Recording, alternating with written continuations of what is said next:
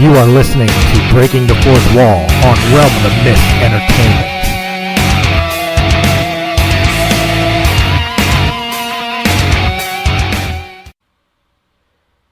Hello everyone and welcome back to Breaking the Fourth Wall, the variety show of all kinds.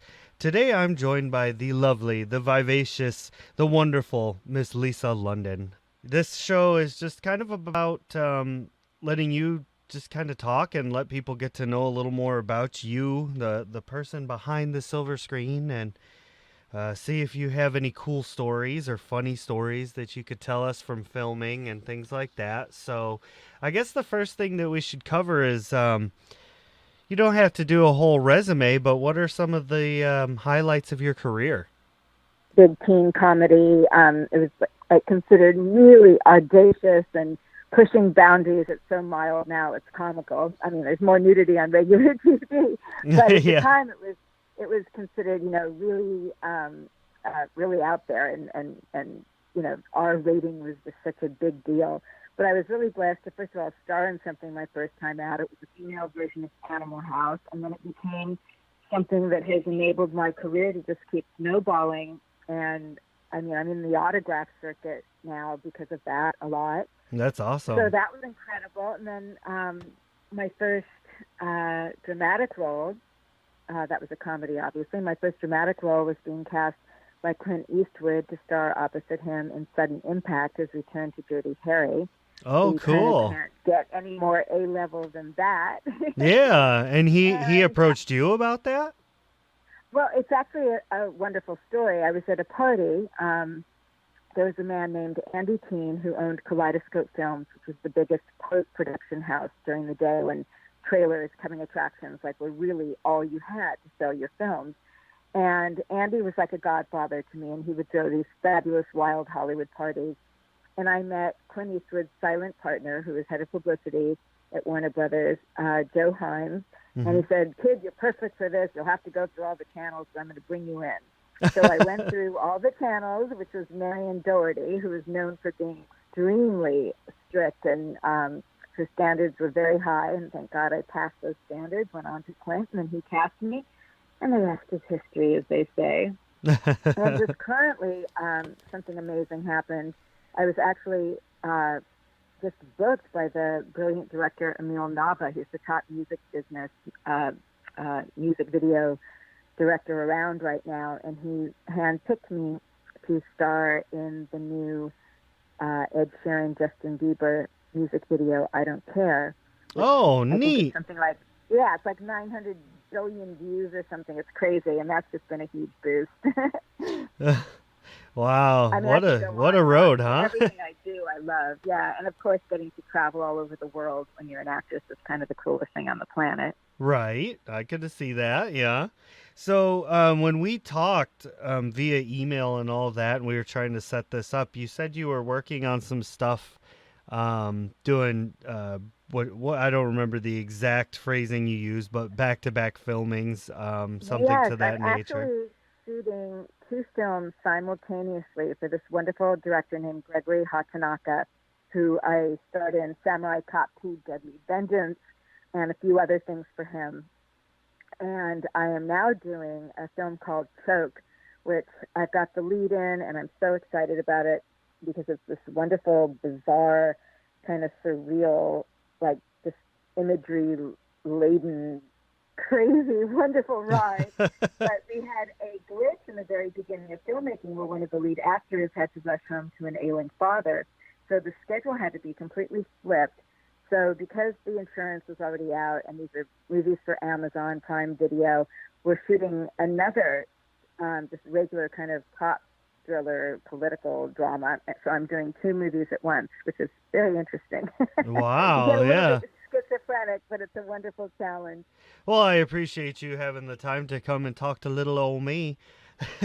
You got me on a day off, except I do have to get my hair done. Oh, there you go. It's always the pampering, Yeah.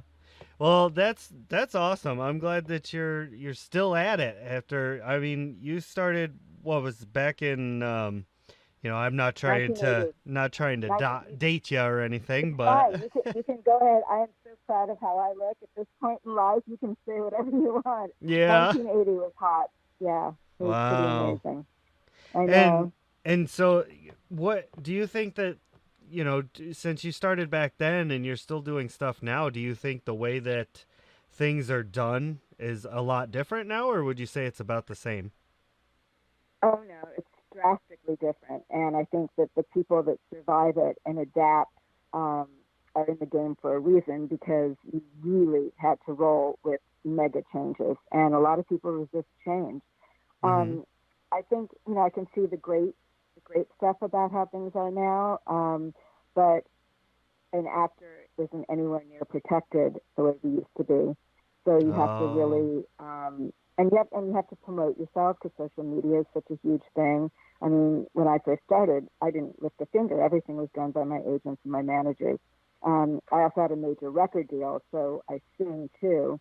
So that was always Wow. something quite um, wonderful that I never had to rely on just one thing. And I love theater, even though I came to it late. I had starred in a bunch of films before I ever started doing theater. But for 5 years, I produced and acted in plays with a group called the Actorhood, and I'm very proud to say, had literally the most successful critically and audience-wise small theater in town for 5 years straight. Oh my. So you're a producer, an actress, a singer. I'm assuming an artist as well because you seem to have that I sketch. creative I side. sketch. Yes, I do. I love to sketch, You're like the and I love to septuple write. threat. Yeah, exactly. Whatever. A threat. Let's just leave it at that. That's awesome though. So with such a I've got IMDb up right now and I'm just kind of I could scroll through it pretty easy. I could list off everything you did, but I mean, you've been doing Thank this you. such a long time I and know. you really have a lot of experience. So I got to ask, what if somebody were to decide tomorrow morning that they wanted to get into acting and they came to you and said, what would be your advice? What has helped you to stay in this? What do you think you'd tell them? I have a sentence that frightens a lot of people, and they think I'm kidding, and I'm being absolutely sincere and honest. If you don't want to do it, and if you don't need to do it as much as you need to breathe, then don't do it. If you don't Wow. want to be an actor more than life itself, don't do it because it's to get going in this business nowadays is so multi-layered, the things you need to do, and that's not even about getting to your craft and studying the craft of acting and developing a technique. So unless you just want to really dive in 110%, I would say you're just on a road to disappointment because you have to love the journey as an artist as much as you love when you reap the rewards. Because no matter who you are, whether you're Dustin Hoffman or or Reese Witherspoon, I mean, it doesn't matter. You're going to have your ups and downs. I've been as famous could be, as Andy Warhol says, your 15 minutes. I mean, where people recognize me everywhere I go, multi times in my life. And and then there's been years where I was flipping out that I didn't know where my career was going or if I even had one. But I also, it's never, as much as I'm, it's the Betty Davis sign. Is she like that because she's an actress, or is she an actress because she's like that? I am an actor to the core of my being. But I've also somehow made sure that it's mind, body, spirit, that it's not just the physical aspects of everything I'm doing. I live the life of an artist. I cook. I love nature. I experiment in different things like between yoga and hiking and meditation, and I travel all over the world when I'm not working. I I love to listen to people, to be around art and politics and sports. I mean, I soak up everything, and like everything's a little file in my head for the next time I get a great role. Yeah. Wow. That's inspiration right there. That's just beautiful. Thank You you. know? Thank you. That so when you first started to get into this world. What what made you want to do it? How did you wake up and know that this was for you? Well, we have home movies of me as a 3 and 4-year-old writing, directing, and starring in home movies ordering my father around. So I can honestly say I was born wanting to do it more than life itself. I come from a very, like my whole family, they were either restaurateurs, owning very famous restaurants and having people like Frank Sinatra and Bob Hope and you name it, they were in my world. My father was a sportscaster and radio announcer, so I was around everyone from a really young age. So I was never intimidated by stardom and fame. And I really wanted to do it for all the right reasons. Like my parents loved movies, and they would dissect the acting, the cinematography, and so I was always around it. I never pursued it. I sang in school, and I was a journalism mass communications major, so I was always on the air on CBS radio. I actually covered the Pro-Am tennis tournament that's now the Paribus tennis tournament in Indian Wells. Mm-hmm. I interviewed everyone from Bjorn Borg to Elena Stasi to Jimmy Connors. So I was always like in front of a camera, in front of a mic. I always loved that part of it, but it was more journalism was my background. And then finally, after winning all these scholarships to Arizona State, I was there a semester and I just couldn't stand it anymore and I wanted to become an actress. And my dad said, you have a few months. If you don't book something, it's back to college. And I luckily booked HOTS right away. There you go. Wow, Exactly. that's great. So it definitely sounds like you did have a little bit of family support there to help you out. I did, but I came here with $200 to my name and really no connections except for the extremely famous ex-football player by that point that I was dating, Oh. who hooked me up with his agent, and that's how I got hot. But other than that, I didn't really have any connections. I had, as a famous photographer that said, that a beautiful woman has a passport to the world. So I guess that's what I had. Well, it's a good passport to have. And a lot of ambition and willingness to work hard. Yeah, and that's perfect. I think that's what's missing nowadays, to be honest. Oh my gosh, yeah. Yeah, reality TV stuff. And believe me, there's some good reality TV. I love competition shows, but the nonsense stuff of just gross gossip trying to be famous for fame's sake, it's been a really, I don't know, I think it's kind of a pall on what we should be about as human beings. Right. But, hey, I don't judge, I'm just saying that's my opinion. Well, I mean, nowadays, too, like, all you got to do is film something and put it up on, any kind of social media, and boom, you're good to go. I know. But it's not quite so simple. We all know that, really. Right.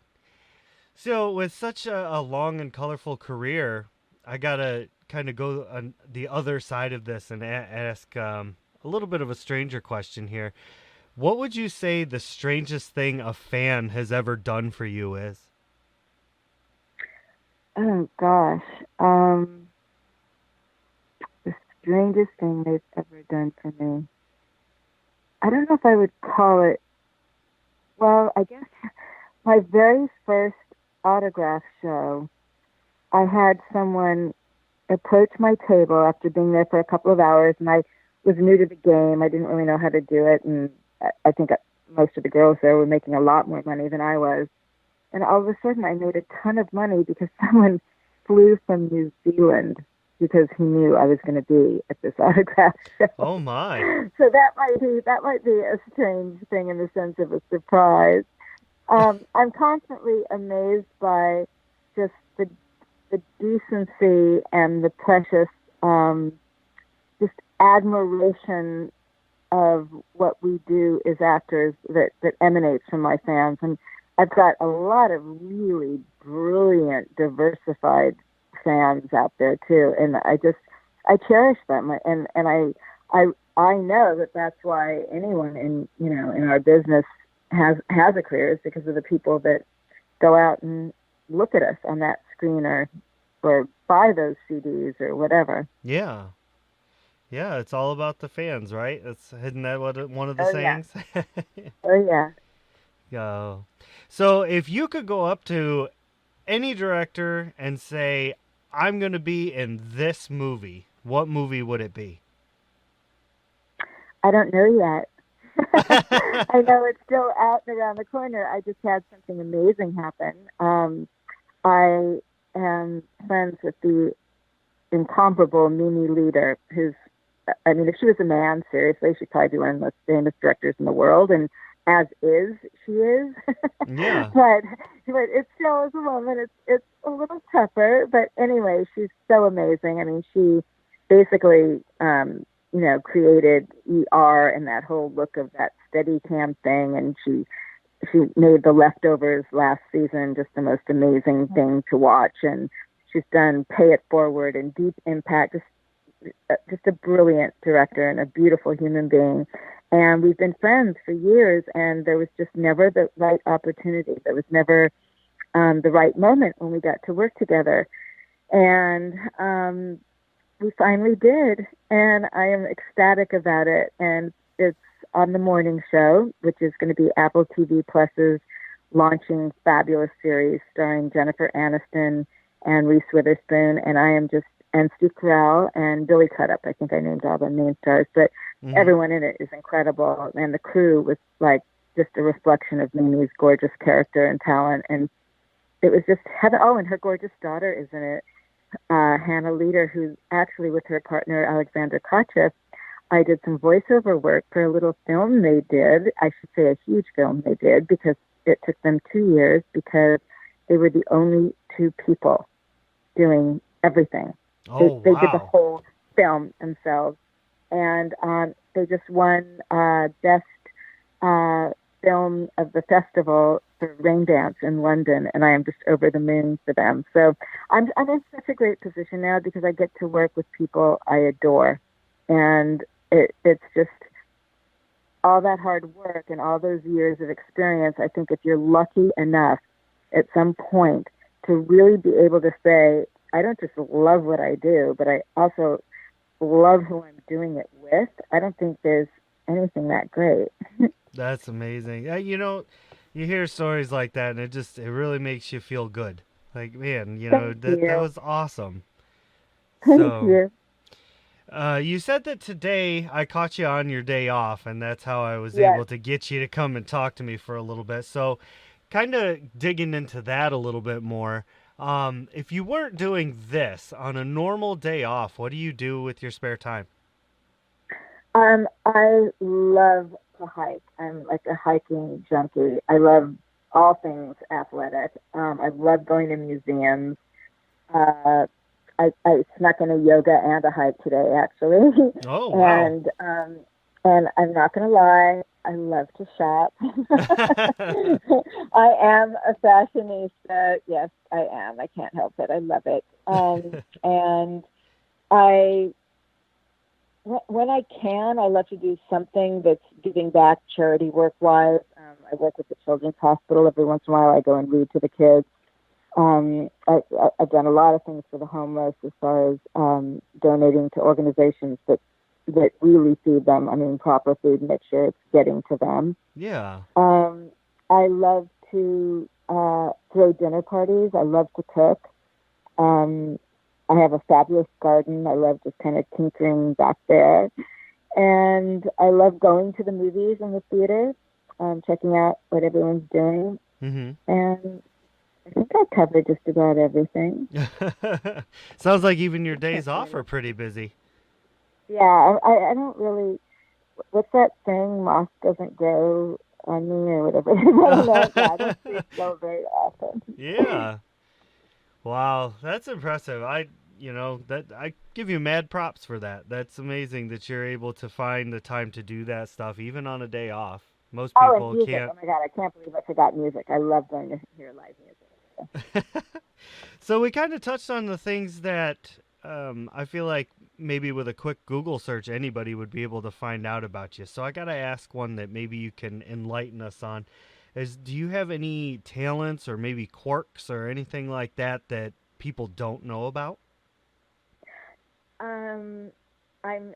an insanely great whistler, but people that know me well know that because they crack up at how much I whistle. and and I also, I mean, my background in radio and I think is why I'm so great at doing voiceovers. I've never pursued a career in it, but I adore doing crazy voices that people would never think would emanate from me. And what else? Any other weird quirks? I think no. I mean, just the fact that, well, quirk. Is that a quirk? I'm trying to think. Just a funny thing. I mean, it's 90% of the time I am like an incurable optimist and just such a happy person, which is different from contentment, because I think I'm always striving. So I don't know how content I actually am, but I also I do have a temper, but I snap out of it right away. I never hold a grudge. So I guess good. that's a little bit of insight into what goes on the other side. That's cool. So you said that you like to do voiceover work and you like to do crazy voices and things that Yeah. Oh, people and wouldn't I expect. did this. Yeah, I did this one movie where I did. I had to speak in Russian and then do a Russian accent, and that was really challenging and really fun. Oh, that's so cool. Is that something that you kind of just thought about and said, okay, this is what Russian sounds like, so this is what I'm going for? Or did you like No, study they it? actually played. Yeah, they played tapes, and then I went from there. Wow, that's cool. Yeah, Well, it let's was hear it. great. Let's put you on the It, spot. Let's hear some voice acting. it, I don't know what you're telling exactly, but I think I can get to it. That's perfect. I love it. That's And amazing. then, of course, I can do a female Elvis voice if you really want to hear one. Oh, yeah, baby. That's it. That's all Kudos. you get for free. Kudos. I Thank like it. you. That's brilliant. Oh, yep. I And got then, of I course, got teardrops going I'm here. famous for my Marilyn Monroe. Even though I actually played Jane Mansfield in something. It was supposed to be Marilyn Monroe, but the wardrobe and hair people got the wrong stuff, so it turned into Jane Mansfield. A film called Extra 3, Watch the Skies. But I can really do Marilyn Monroe, especially the way she sang Happy Birthday to JFK. Oh wow. Okay. Happy birthday to you. Happy birthday to you. Happy birthday, Mr. President. Everybody sing.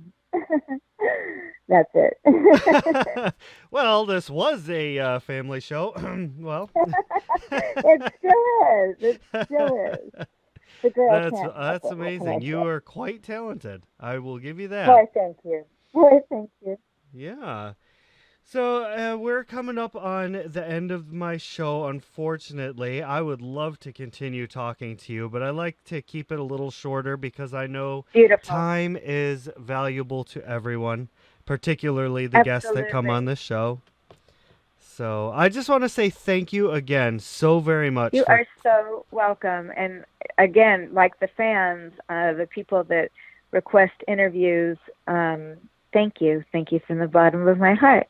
Yeah, if it wasn't for the fans, so they say. So Exactly. yeah, this has just been great. You've been amazing. I had some good laughs, and I hope you had some fun with the questions.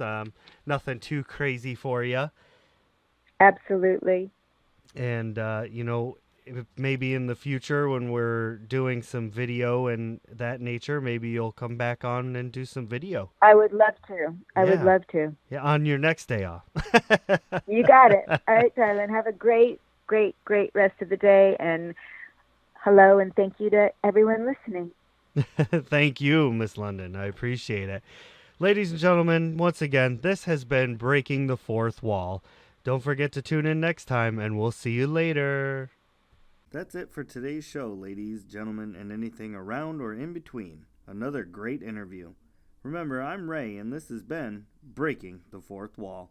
Check me out at Chronicles of the Lost Realm on YouTube, Anchor, and Instagram. I can also be found on War of the Stars, a Star Wars podcast. Become a Patreon to help us provide even more content and quality entertainment for you. All of our shows can be found on Anchor.fm or wherever podcasts can be heard. Breaking the Fourth Wall is a Realm of the Mist affiliate.